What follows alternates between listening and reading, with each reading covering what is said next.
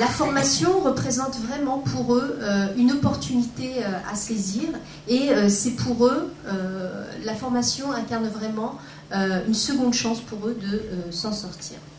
Et j'ai donc interrogé leur raison d'apprendre et puis la manière dont ils définissent cette activité. Et au regard des données que j'ai pu recueillir, je constate qu'ils confèrent une multitude de sens à ce qu'est apprendre. Notamment pour eux, apprendre, c'est synonyme de recommencement et équivaut à rapprendre, récupérer ce qui est oublié, se souvenir. Apprendre consiste à faire revenir la mémoire. Et donc, dans leur logique, le savoir entre dans la tête et en sort. Si on reste longtemps dans un lieu de formation, le savoir va rentrer.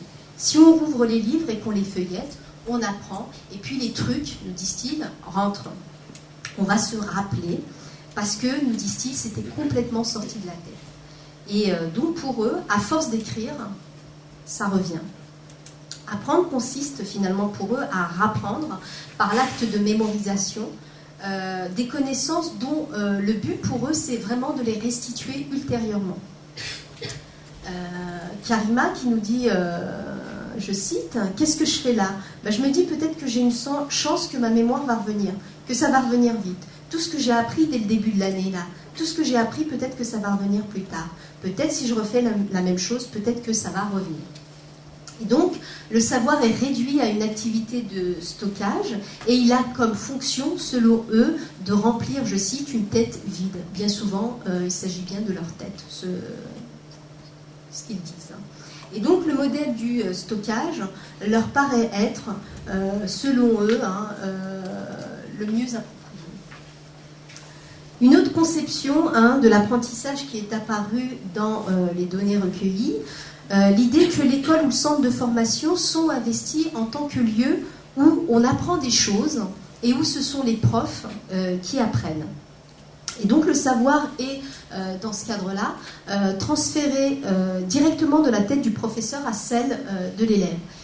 L'apprentissage, là, dans ce cadre-là, est entendu comme un transfert d'un contenu intellectuel de la conscience de l'enseignant à celle de l'élève. Et c'est le professeur qui, lui, va opérer ce transfert, l'idée étant que l'élève, lui, reste passif et n'a pour tâche que de retenir ce contenu que l'enseignant a bien voulu lui transférer. Et donc pour Abba, pour lui, il ne s'agit absolument pas d'apprendre, mais qu'un enseignant volontaire lui apprenne. Et donc voilà ce que nous dit Abba. Les profs ne m'ont pas aidé non plus, parce que si on veut apprendre à quelqu'un, à un enfant, quand j'étais enfant, si on me mettait dans le banc de la classe, on me dit tu vas apprendre ça, fais-moi confiance, j'aurais fini par apprendre. Si un enfant, on le laisse à rien faire, il fera rien. Si on veut le faire travailler, il travaillera. Et donc, c'est en 4e CPPN, là, j'ai rencontré des profs qui voulaient m'apprendre. Et donc, apprendre pour eux se résume à écouter un professeur, faire ce qu'il demande. Et si l'élève comprend, c'est que l'enseignant a bien travaillé, c'est que le professeur est compétent. Et si l'élève, lui, en revanche, ne comprend rien, c'est de la faute du prof à qui il appartient de faire en sorte que ses élèves apprennent et comprennent. Et donc, en définitive, apprendre renvoie non pas à une activité intellectuelle, mais à une sorte de transfusion.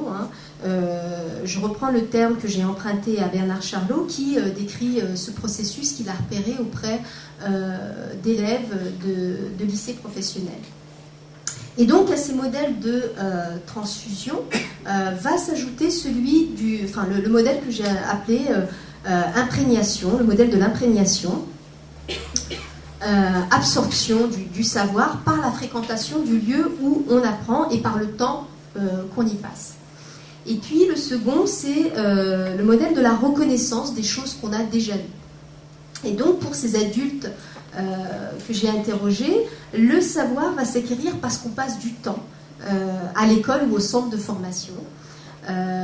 Acquérir du savoir va s'évaluer en termes de temps passé dans l'enceinte de l'institution, de sorte que plus on va venir apprendre à l'école ou au centre de formation, et plus on va s'imprégner de ce lieu qui dispense du savoir, et du même coup, on va absorber ce savoir. Donc par le temps qu'on passe à fréquenter ce lieu où on apprend, on va s'imprégner et on va absorber ce savoir. Et donc l'individu qui est en phase d'absorption, donc qui est en train d'apprendre, va reconnaître des choses, hein, un certain nombre de choses, de règles d'orthographe, etc., qu'il a préalablement déjà vues.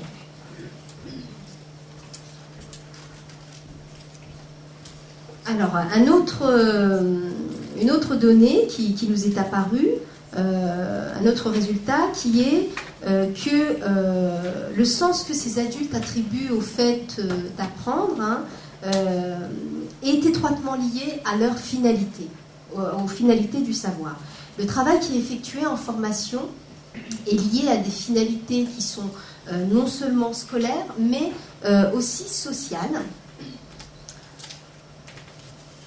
L'entrée en formation va correspondre à un souci d'évolution personnelle en même temps que professionnelle. Apprendre pour eux va consister à acquérir des connaissances en vue d'obtenir un diplôme et ce faisant va augmenter leurs chances d'accéder à ce qu'ils appellent un bon travail. L'idée étant pour eux d'obtenir une place finalement dans la société, de fonder une famille et de vivre en somme, ce qu'ils nous disent, je cite, une vie normale. Et donc pour les personnes qui relèvent de cette configuration, l'important c'est de consacrer le plus de temps possible aux études et à l'école parce qu'elles sanctionnent l'effort et puis elles délivrent aussi le diplôme. Et à titre illustratif, je reprends les propos d'Albertino, je cite les propos d'Albertino qui nous dit « Je me suis dit, de toute façon, je suis cuit, quoi. J'ai pas le choix. Il faut que je me jette à l'eau. La honte, il faut que je m'en dégage. Voilà, j'ai plus rien à perdre. J'y vais et puis le plus dur, ça va être de passer la porte. Je me suis dit, bon, faut faire quelque chose. De toute façon, j'avais plus le choix. C'était ça où je faisais quoi. J'allais faire quoi comme métier, sans savoir écrire, ou j'étais coincée dans ma tête. J'ai retourné ça 500 000 fois. J'ai dit, je vais y aller. » Et donc l'avenir qu'ils souhaitent finalement, c'est un avenir qui... c'est un avenir qui est régi par le cours normal des choses. Apprendre pour trouver un travail, construire une famille, avoir des enfants et une maison, tout simplement. Une autre idée nous est apparue, d'autres résultats nous sont apparus dans les données que j'ai pu recueillir. Le désir qu'expriment donc ces adultes qui sont interrogés de lire et d'écrire va s'accompagner de conceptions qui sont diverses sur les manières dont il faut apprendre. Apprendre relève, selon eux, d'attitudes qu'ils doivent adopter. Apprendre, par exemple, va relever, selon eux, d'un volontarisme important. Pour eux, pour apprendre, il faut le vouloir et il faut être motivé. Pour eux, si on veut, on peut. Donc apprendre exige d'être motivé et c'est qu'à cette condition que l'apprentissage va pouvoir se réaliser. Si l'apprenant s'en donne la peine, alors là, nous dira Alexandre, ça vient tout seul. Selon lui, faut le vouloir et après ça vient tout seul.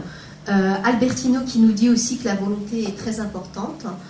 C'est vrai que quand on est plus jeune, on apprend plus facilement, il paraît. Mais je pense que c'est la volonté. Quant à la volonté, ça marche un peu plus. C'est comme celui qui va à l'école et qui n'a pas de volonté. Il ne va pas apprendre. Il ne va pas pouvoir apprendre parce qu'il n'a pas cette volonté-là. Et donc, pour la majeure partie des personnes que j'ai interrogées, la réussite en formation passe nécessairement par le fait de vouloir, par la volonté. Mais pour que la réussite, finalement, advienne, la volonté à elle ne suffit pas. Apprendre exige véritablement d'adopter une façon d'être et va requérir de disposer de qualités qui portent aussi bien sur des traits de caractère que sur des capacités intellectuelles ou langagières. Par exemple, la réussite va s'apprécier selon eux à travers les aptitudes intellectuelles de la personne. Pour eux, une personne qui réussit est nécessairement douée, nécessairement intelligente. Et donc beaucoup ont intégré que l'intelligence est liée au savoir scolaire et puis au diplôme. Avoir poursuivi de longues études, y obtenir des diplômes, c'est un signe d'intelligence qui est particulièrement convoité par les personnes que j'ai pu rencontrer parce qu'elles sont persuadées qu'elles en sont dépourvues. C'est donc une qualité primordiale dont on se dote, selon eux, par le biais de la formation. Et nous disent-ils, les gens qui savent sont intelligents, ou bien encore les propos de Olivier, qui nous dit l'école, c'est en général, je veux dire, tout a été gâché pour moi, parce que j'aurais tellement voulu avoir de grandes études, ou bien que je me démerde bien manuellement. Je suis assez agile, mais c'est vrai, ça m'a toujours attiré en fait d'être pilote d'avion de chasse, et vu que le niveau est vachement élevé. Ou bien encore Monique qui nous dit, quand j'étais môme, je m'en rappellerai toujours, je voulais être maîtresse, mais ça m'est passé sous le nez. Ou encore Bruno qui nous dit ils ont de bons boulots, travaillent dans les bureaux, les banques, des trucs comme ça. Déjà au parler, on voit qu'ils sont intelligents, comment ils parlent, comment ils tournent leurs phrases. Et donc pour ces personnes, quand on apprend, on devient intelligent, c'est vraiment une idée récurrente qui revient comme un leitmotiv au fur et à mesure des entretiens. Mais il y a impossibilité pour eux de définir ce que c'est véritablement que l'intelligence, sinon par le fait, comme nous l'a dit Monique, d'être maîtresse, sinon par le fait, comme nous le dit Bruno, de bien parler, sinon par le fait, comme nous le dit Olivier, d'être pilote d'avion de chasse, qui finalement, la maîtresse, pilote d'avion de chasse, ou la personne qui travaille dans les bureaux, incarne vraiment la figure de l'intellectuel.